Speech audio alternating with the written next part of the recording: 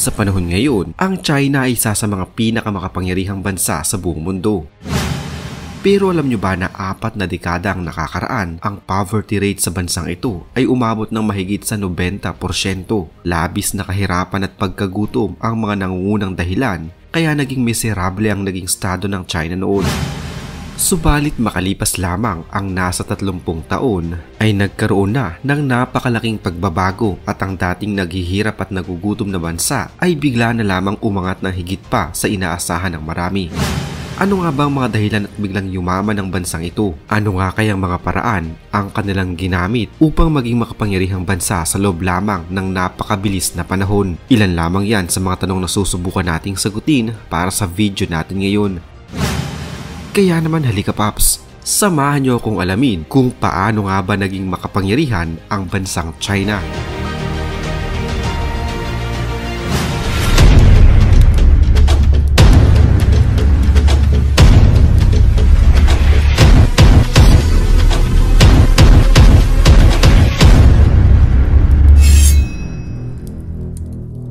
Isang paalala, ang video na ito ay ayon lamang sa aking sariling pananaliksik. Hindi ko nais na pilitin ang sino man na maniwala sa videong inyong matutunghayan. Kung hindi kayo kumbinsido sa mga impormasyon at taliwas ang inyong paniniwala sa kaalamang aking ilalahad, maaari kayong gumawa ng sarili ninyong pagsisiyasat para sa inyong kakontentuhan. Ang videong ito ay gabay lamang sa mas malalim na kaalaman at pag-intindi at hindi gawa ng isang profesional. Naniniwala ako na malaya tayong magbigay ng opinyon at suhestyon bilang malayang mamamayan ng Pilipinas. Maraming salamat po. Noong taong 1978, ang kontribusyon ng bansang China sa global GDP ay nasa 2% lamang, pero sa kasalukuyan ay tumaas ito ng 18%. Ang kanilang poverty rate ay nasa 1% na lamang. Sa ngayon ay second largest economy ang China sa buong mundo at kahit saan mo titignan, ay masasabi nating makapangyarihang bansa ng China sa kasalukuyan. Pero paano nga ba ito naging posible? Kinuhang pangalan ng China sa salitang Chinese na Qin na kung isusulat ay QIN pero kung babasahin ito noong unang panahon ay Qin. Ang Qin ay pangalan ng isang Chinese dynasty na naghari sa China sa loob ng 2,000 taon. Ang China ay pang-4 na pinakamalaking bansa sa buong mundo at makikita ito sa gitna ng globo. Dahil sa lawak ng nasasakupan nito, naging makapangyarihan ito noon at mayamang kaharian hanggang 19th century nang unti-unti silang masakop. Ang mga taon mula 1839 hanggang 1849 ay natatandaan ng mga Chinese bilang Century of Humiliation. Nagsimula ito noong 1839 noong ang British East India Company ay mag-export ng opium sa China. Ito ay klase ng droga na labis na kinahumalingan noon ng mga Chinese na sumira din sa kanilang buhay at bansa. Matapos nito, pilit na nagpagawa ng mga kasunduan ng ibang mga bansa sa China gaya na lamang ng mga Briton na nais kumuha ng ilang bahagi ng teritoryo ng China. Taong 1850 nang magkaroon ng civil war sa China, ito ay ang Taiping Rebellion at nasa milyong mga tao ang namatay. Taong 1894 naman ang magkaroon ng Sino-Japanese War na kung saan ang pinag-ugatan ng away nila ay teritoryo. Mula taong 1937 hanggang 1945, mas lalo pang nakaranas ng paghihirap ang mga Chinese sa kamay naman ng mga Hapon kung saan nasa milyong tao din ang namatay. Sa kalagitnaan naman ng pangyayaring ito ay nakakita ng pag-asa ang mga Chinese dahil ang China at allied forces nito ay nagtagumpay noong World War II. Pero nang matapos ang ikalawang digmaang pangdaigdig, pumutok naman ang civil war sa bansang China. Giyera naman ito sa pagitan ng Chinese Communist Party at ng Nationalist Party. At natapos ang hidwang ito taong 1949 kung saan nanalo ang Chinese Communist Party. Ang mga tao mula sa Nationalist Party ay nagtungo sa isang isla na ngayon ay kilala na bilang bansang Taiwan at ang mainland China ay pinamunuan ni Mao Zedong. Noong Oktubre 1949, ang People's Republic of China ay ipinanganak at ito ang China na alam nating lahat ngayon. Taong 1958, inilunsad ni Mao Zedong ang Great Leap Forward Campaign na ang layunin nito ay ang pagsasaayos ng ekonomiya ng bansa na binubuo ng 2 pulsiya. Una, kukunin nila ang mga lupain sa mga may-ari ng lupa at ipapamigay ito sa mga magsasaka o land distribution. Pangalawa sa mga polisiya ay ang industrialisasyon. Nagpatayo ang kanilang gobyerno ng mga malalaking pagawaan ng bakal. Hinikayat din ng gobyerno ang mga mamamayan na gumawa ng kanilang sariling maliit na pagawaan ng bakal sa kanilang mga bakuran. Maganda ang kanilang intensyon subalit hindi naging maganda ang kinalabasan nito. Ang mga paggawa ng bakal sa mga bakuran ng mga bahay ay hindi nakakagawa ng magandang klase ng bakal, kaya naman nasayang lamang ang ibinigay sa kanilang gamit mula sa gobyerno. Hindi din nakatanggap ng mga insentibo ang mga magsasaka upang dagdagan ang kanilang produksyon dahil walang naging profit sharing at wala ding private ownership. Ang naging may-ari ng mga lupa ay ang gobyerno lamang. Kahit anumang anihin ng mga magsasaka ay napupunta lamang ito lahat sa gobyerno. Ito ay nagresulta ng pagbaba ng produksyon sa kanilang sektor ng agrikultura. Makalipas lamang ang ilang mga taon ay mas lalo pang naging magulo ang lahat sa ilalim ng rehimen ni Mao Zedong. Umabot na sa puntong nagutom na ang buong bansa. Mula taong 1959 hanggang 1961 ay ang Great Chinese Famine sa bansang China na kung saan nasa 20 hanggang 40 milyong katao ang namatay dahil sa labis na kagutuman. Sinisisi ng marami ang klase ng pamumuno ni Mao Zedong. Isa pa sa nagpalala ng sitwasyon ay nang ilunsad niya ang Sparrow Extermination na ang kanyang layunin ay pataasin ang food production ng bansa. Kaya ay pinag-utos niya na lahat ng mga sparrows at iba pang klase ng mga ibon ay patayin dahil pinaniniwalaan ni Mao Zedong na ang mga ibon na ito ang pangunahing naninira o kumakain noon ng kanilang mga tanim na trigo at iba pang pananim. Ilang taon lamang ang lumipas nang halos malipol na ng mga tao ang lahat ng klase ng ibon ay tsaka lamang napagtanto ng mga mamamayan ang mabilis na pagdami ng mga peste at insektong naninira sa mga pananim. Kaya naman imbes na masolusyonan noon ang labis na kagutuman ay tila mas lalo pa itong lumala. Mga ibon kasi ang kumakain noon ng mga insekto at iba pang peste. Dahil sa pangyayaring ito, maraming kritiko ni Mao Zedong ang naglabasan kasama na ang mga tao mula sa Communist Party. Dahil dito ay nagkaroon ng Cultural Revolution noong taong 1966 na ginamit laban kay Mao Zedong at sa mga kaalyado nito. Nagkaroon noon ng labis na kaguluhan sa bansa hanggang sa umabot na sa puntong pinapasok na ang mga kabahayan upang hanapin ang mga nagtraidor sa gobyerno. Nasa 50 milyong katao noon ang namatay.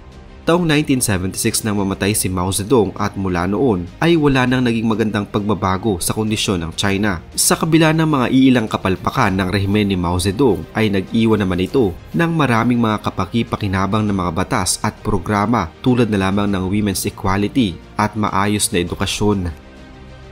Sa pagkamatay noon ni Mao Zedong ay isang bagong pinuno naman ang naupo sa katauhan ni Deng Xiaoping na tinawag pang ama ng modernong China. Dahil sa kanyang pamumuno ay nagkaroon talaga ng malaking pagbabago at pag-asenso sa China. Una nitong isinulong ang economy liberalization. Inilunsad niya ang household responsibility system na kung saan nasa kamay ng lokal na gobyerno ang pamamahala ng mga lupaing sakahan at binigyan ng long-term contract ang mga magsasaka na sila na din ang mag-iisip kung ano ang kanilang itatanim. Ang mga magsasaka na din ang namamahala sa sakahan at humanap ng paraan para mapagkakitaan pa nila ito ng husto. Kung bagay nagkaroon ng kalayaan ng mga magsasaka na gawin ang kanilang nais upang mapaunlad ang kanilang lupang sinasaka at kumita ng mas marami. Hindi na din nila kailangang ibigay ang lahat ng kanilang inani sa gobyerno at magbibigay na lamang ng ayon sa hinihingi sa kanila. Maaari nilang ibenta ang lahat ng sosobra sa kanilang ani sa paraan na sila na ang bahala. Ito ang nagbigay ng motibasyon sa mga magsasaka na mas pag-igihin pa ang kanilang pagsasaka upang umani ng mas marami. Ganito din ang ginawa ni Deng Xiaoping sa mga factory at inilunsad niya ang Factory Manager Responsibility System. Kung sa panahon ng pamamahala ni Mao Zedong ay kontrolado ng mga iilang kaalyado niya ang mga factory, sa panahon ni Xiaoping ay hinayaan niya sa mga managers na nagtatrabaho mismo sa factory ang pamamahala sa mga ito. Hinayaan din niya ang mga ito na magdesisyon kung ano sa tingin nilang produkto ang mas maibebenta nila at mapagkakakitaan ng malaki. Binalangkas niya kung paano magiging mas malaki ang benta ng kanilang mga produkto at binigyan ng insentibo ang ilang mga masisipag na trabahador. Dahil dito ay nagkaroon ng sense of ownership at accountability ang mga nagtatrabaho at nasa kanila kung paano nila palalaguin ang kanilang factory. Naramdaman ng maraming mga mamamayan ang malaking iniunlad ng kanilang bansa. Mula sa taong 1978 hanggang 1984, tumaas ng 7% ang sektor ng agrikultura ng China. Dumoble din ang grain production nito mula noong 1970s hanggang 1980s. Ang isa pang naging malaking hakbang ng gobyerno ay ang Education Revolution. Taong 1986 na magkaroon ng Compulsory Education Law ang bansa na kung saan sa loob ng 9 na taon ay magkakaroon ng libre at sapilitang pagpapaaral sa bawat bata sa China.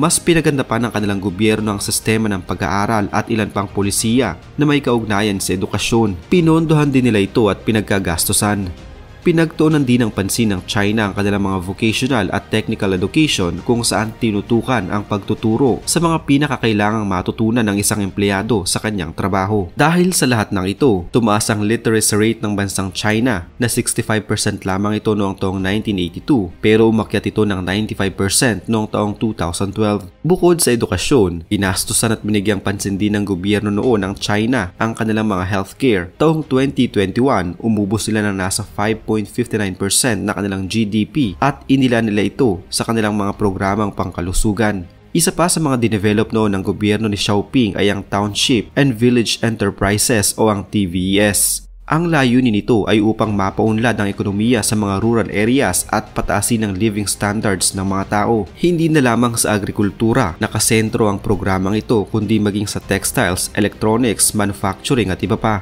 Sa katunayan, ang malaking halimbawa sa kanilang electronics ay ang Huawei Technologies na ngayon ay sikat na din sa buong mundo. Gumawa din ng mga maliliit na shoe factory sa Wenzhou na nagsimula lamang sa ilan, subalit ngayon ang industriya ng sapatos sa Wenzhou ay naging major export sector sa China na nakakarating na din sa iba't ibang panig ng mundo. Noong pumasok ang dekada 90, nasa 100 milyong kataong nabigyan ng trabaho ng TVE sa China at doon na din nagsimulang naging maayos ang pamumuhay ng bawat pamilya. Noong 1980, nagpatayo si Xiaoping ng tinatawag na Special Economic Zone sa China kung saan nagbibigay ito ng tax incentives, streamlined bureaucracy at relaxed regulations. Marami na ding mga investors sa ibang mga bansa ang nagtungo sa China. Bukod kasi sa mga skilled workers dito ay mura lang din ang sahod ng mga manggagawa tulad na lamang sa Shenzhen. Pinagtuon ng pansin din ng China ang kanilang mga infrastructure projects tulad ng mga railways para sa kanilang transportasyon at marami pang iba. Pati ang pagpapaunlad ng kanilang modernong teknolohiya ay kanila ding pinrioridad. Ayon kay Deng Xiaoping, crossing the river by feeling the stone. Kailangan mo munang maramdaman kung anong klaseng mga bato ang iyong matatapakan sa pagtawid sa isang ilog. Kaya naman ang kanyang mga naging desisyon ay labis niyang pinag-isipan at pinag-aralan na nagbunga naman ng panghabang buhay na solusyon. Kaya naman ang China mula sa nagugutom na bansa noon ay naging isa sa mga pinakamakapangyarihang bansa sa buong mundo sa ngayon.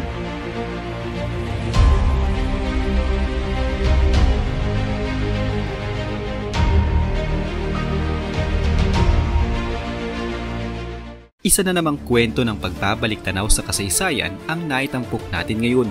Huwag kalimutang i-like ang video ito at mag-iwan ng komento sa ibaba ng mga nais nyo pang malamang kwentong kasaysayan sa Pilipinas. Mag-subscribe na din para lagi kayong updated sa mga pinakabagong video dito sa Kasaysayan Pinoy. Magandang araw po at mabuhay ang bansang Pilipinas!